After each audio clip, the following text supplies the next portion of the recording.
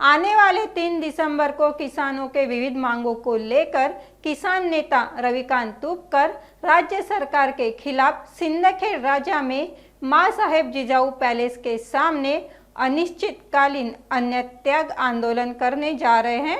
तुपकर ने मीडिया को इसकी जानकारी देते हुए कहा कि यदि राज्य सरकार किसानों की मांगों को नजरअंदाज करती है तो 4 दिसंबर के बाद प्रदेश के किसान सड़कों पर उतर आएंगे। वे आज बुलढाणा में मीडिया से बात कर रहे थे।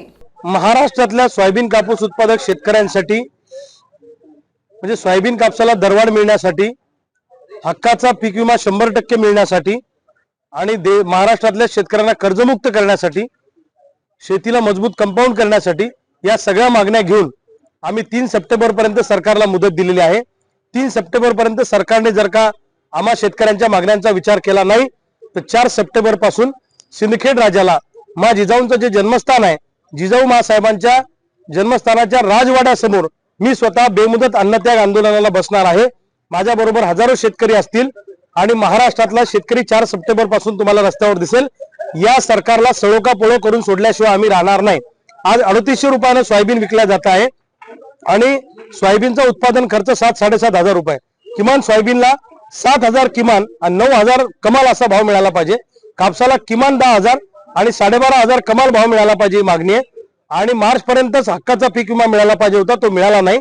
आणि महाराष्ट्रातला शेती उद्योग तोट्यात असल्यामुळे महाराष्ट्रातल्या शेतकऱ्यांना अंबानी अदानीचं जसं तुम्ही कर्ज माफ करता राईटअपच्या नावाखाली, तसं महाराष्ट्रातल्या शेतकऱ्यांचं सुद्धा कर्ज माफ करा, ही आमची मागणी आहे। या मागण्या घेऊन आरपारची लढाई आम्ही 4 सप्टेंबर पासून या महाराष्ट्रामध्ये लढणार आहोत।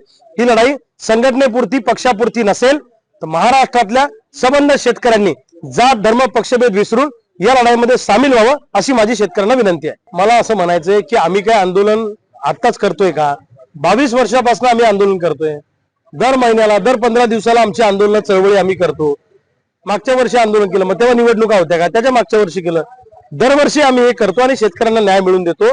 ज्या पुढाऱ्यांना स्वतःचं अपयश लपवायचं आहे असे पुढारी असे आरोप करून आमच्याबद्दल संभ्रम निर्माण करण्याचा प्रयत्न करतात। तुमच्यात दम आहे, तुमच्यात हिंमत आहे तर जाऊन बसा आणि सोयाबीन कापसाला भाव द्या, कर्जमुक्ती आणि पीक विमा द्या। आता खूप झालं। या पुढाऱ्यांनी जर का आता शेतकऱ्याला खालच्या भाषेत बोललं इथून पुढे किंवा त्यांची निंदानालस्ती केली शेतकऱ्यांची, म्हणजे त्यांची मानहानी होईल असं जर का बोलले तर त्या पुढाऱ्यांना हिसका दाखवल्याशिवाय आम्ही राहणार नाही। जसं अॅट्रॉसिटी कायदा केलेला आहे, कुठल्याही मागासवर्गीय व्यक्तीला बोलल्यावर जर त्याला अॅट्रॉसिटी होते दाखल केल्या जाते, तसं शेतकऱ्यांना सुद्धा अर्वाच्य भाषेत जर कोणी बोललं, त्याला मानहानिकारक बोललं तर शेतकऱ्यांसाठी सुद्धा अॅट्रॉसिटी सारखा कायदा तयार केला पाहिजे अशी आमची मागणी आहे।